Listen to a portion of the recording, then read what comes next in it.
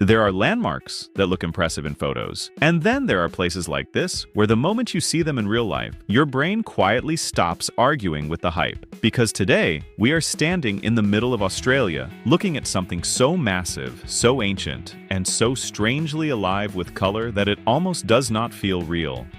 Uluru. The world's most famous rock, and honestly calling it a rock feels wildly undersized because photos never really explain the scale. You think you understand it, then you stand next to it and suddenly feel like a very confident ant. And the best way to experience Uluru at sunrise is not from a crowded viewpoint. It is moving beside it quietly while the desert wakes up. So, this morning, we grabbed bikes and headed around part of the base trail just before sunrise. At first, the rock looks almost muted, dark brown, shadowed and calm, but then the sunlight arrives, and everything changes incredibly fast. Orange, deep red, then almost glowing copper. The dramatic color shifts happen because of iron minerals in the sandstone surface, reacting with sunlight and oxygen, almost like the rock is slowly changing mood throughout the day. So technically, Uluru is rusting beautifully. That is scientifically simplified, but honestly not completely wrong. What many visitors miss is that Uluru is not just tall, it is enormous underground too. Scientists estimate much of the formation continues several kilometers beneath the surface, almost like the visible section is just the top of something far larger hidden below the desert. And riding beside it gives you a completely different perspective because you notice details impossible to see from far away, curves in the rock, vertical streaks from rainfall, small caves and textures shaped slowly over millions of years. It feels less like one giant rock and more like an entire landscape standing upright, and somehow it keeps changing depending on the light angle every few minutes. Now, here is something nobody warns you about. Trying to take the perfect Uluru photo becomes unexpectedly competitive very quickly. Because every photo somehow looks either too small, too bright, or like you accidentally photographed a potato in the desert. Exactly. And there is always one person standing very seriously, adjusting camera settings, like they are negotiating directly with the sun. Meanwhile, the actual experience is happening all around you, while everyone debates angles, which honestly might be the most modern travel problem possible. But as incredible as Uluru is today, is not just about one monolith, because nearby sits something equally fascinating, Kata Tjuta, also known as the Olgas, a collection of enormous rock domes rising out of the desert landscape.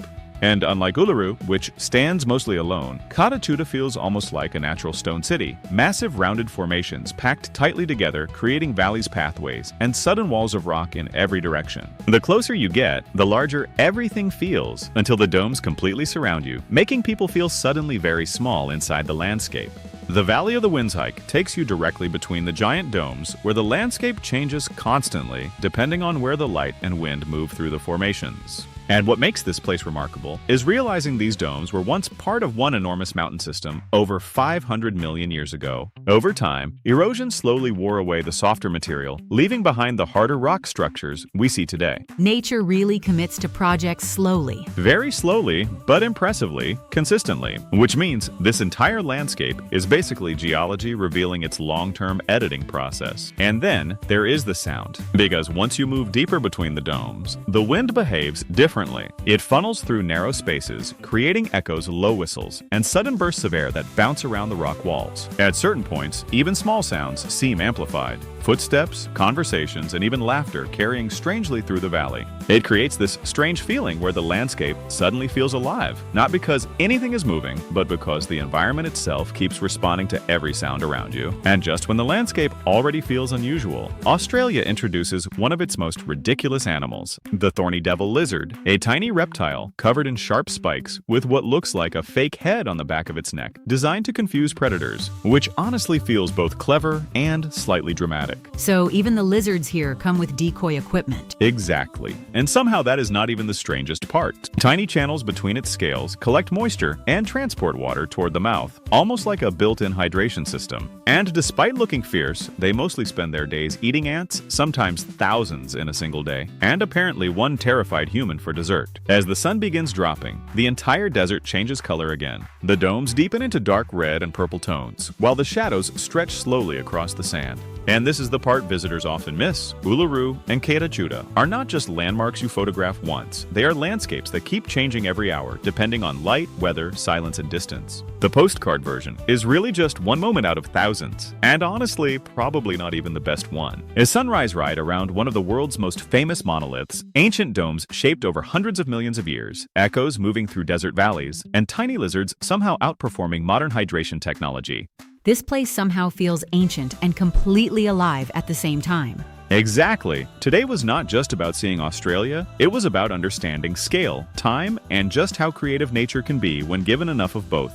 All right, quick question. Well, why does Uluru change color throughout the day? A. Salt crystals in the rock. B. Iron minerals reacting with light and oxygen. C. Desert flowers reflecting sunlight. And D. Underground volcanic heat. Now take a second and lock it in. Drop your answer below with hashtag #QuizzesWithFlair. And don't forget to check out the winner's leaderboard for your name at quizzes.gamaflair.com. And tell us honestly, would you rather bike around Uluru or hike through Kata Tjuta first? And if your answer is avoid the Australian lizards entirely.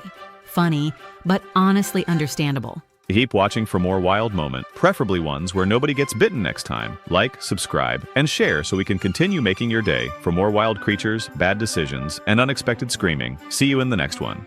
We have a winner, and I am not being chill about it. Someone just took that leaderboard apart like it was light practice. Moves were intentional. Timing was locked. Confidence, unbothered.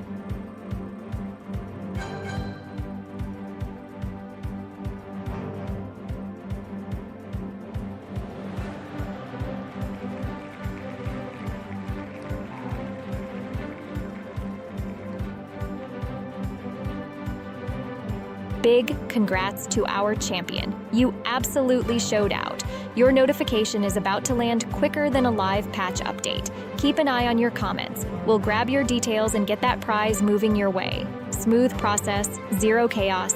Didn't see your name this round? Don't switch tabs on us. This isn't a one-off highlight. It's an ongoing storyline, and the next chapter is about to drop.